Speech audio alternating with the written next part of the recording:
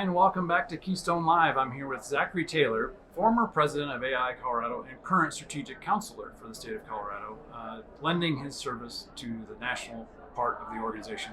So, Zach, you've been to a ton of these. I have. How's this one stack up? What have you enjoyed so far? This is good. I like the format of the kind of the 15-minute CESs and getting to talk to multiple vendors with purpose and getting credit for it. So that's been kind of nice. It's a little bit of with the format laid out. There's the 15-minute gap in between, which is good to catch a breather, catch a bite, take a seat, and then get back to the next one. Did you get through the whole course of those? I've got one more here in 10-15 minutes, and then I'll have the 5. It sounds like you have to get 5 to get credit. That's right. I saw that in the fine print, so making sure to get that. So new this year, we have a sequence of mini CES micro-learning units, 15 minutes each.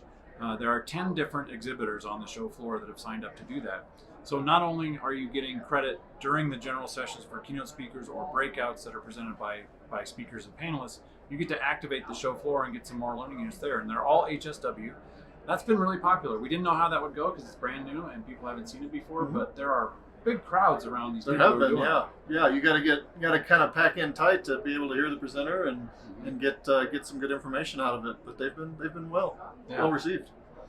I'm especially interested in your perspective. So you're a small practitioner, got your own firm, you're in Colorado Springs. Why does it make sense for you to come to an event like this? So for me, AIA is, well, first and foremost, it's advocacy at our state level. That's where our licensure is. So to me, that's paramount. But second, it's about the connection and the theme of reconnecting this year. And it's as a sole practitioner, I don't get to talk to a lot of other architects day to day in my practice, and so I like to come to these to stay connected, to stay involved, to see what other people are doing, what ideas I can steal and help my own clients. But obviously, it's usually at a different scale. So I really enjoy coming to these and talking with other like-minded individuals. What advice would you give to people who haven't been and are curious about where they should come? Because I've had the opportunity to serve the AIA in multiple capacities. You said I'm currently the strategic counselor. That's the national level. I've been on the regional board before the regions went away with the state board. Prior to repositioning, we had a local section, Colorado South. Been to many different conferences of different scales and types. The region would have one that would float around the 6 state regions. Obviously, the national one is huge. But I think this one, it's in our backyard. And 2, bang for the buck, this has always been the greatest value I've seen. National is huge and you get a lot out of it, but they're charging a mint to go to that, and then it's always somewhere with airfare and travel and hotel. And some of the regional ones, just the scale, some have been able to deliver and some kind of have lagged, but this one has always been consistently a really good program, a really good value for the dollar, in my opinion. Yeah, I've heard that consistently, and even from afar, not being in Colorado, people talk about this conference as being on par with or even better than the national programming. Mm-hmm. Well, the national to me is always really tied to location.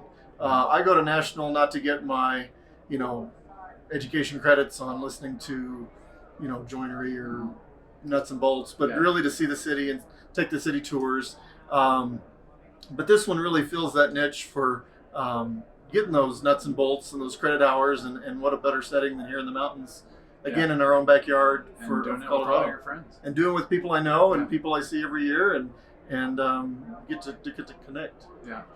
So you've had a front row seat to this organization's evolution. Yes. Sometimes happily, sometimes with things being thrown in your direction. Right. How would you characterize where we are today as a chapter? I think we're continuing to make good progress. I think nobody's perfect. Nothing's perfect. We're always striving to get to that next level that's better. I think the current model, reaches the most amount of people. Just to the naysayers that they want something, they don't want something, and how that's perceived. In my experience, most of the people that have something negative to say aren't as involved as maybe ever, or maybe as they used to be. And so it's hard to please people that don't show up. So Yeah. I encourage you just to keep doing what you're doing, and I encourage people to come and participate.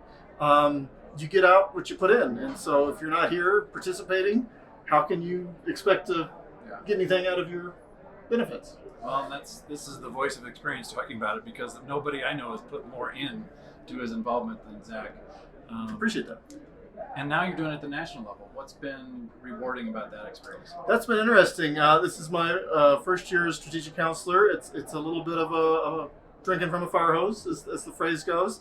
But it's interesting to see how the National Strategic Council works and informs the board, and how what I find, I don't know if humorous is the right word, but ironic maybe, that we're talking about the same things nationally as we're talking about here at the state. Sometimes we're talking about them nationally that we were talking about here at the state a couple of years ago. Yeah. So Colorado has really been a leader on a lot of things, specifically, the sustainable approach, and our Committee on the Environment has been a great organization for many years, and National is finally taking notice and waking up, and that's the big drive lately.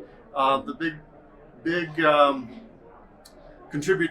contribution for the council this year has been a look at sustainability and carbon literacy specifically, and the board has looked to put more into that, to maybe look at a carbon literate certificate and a certification.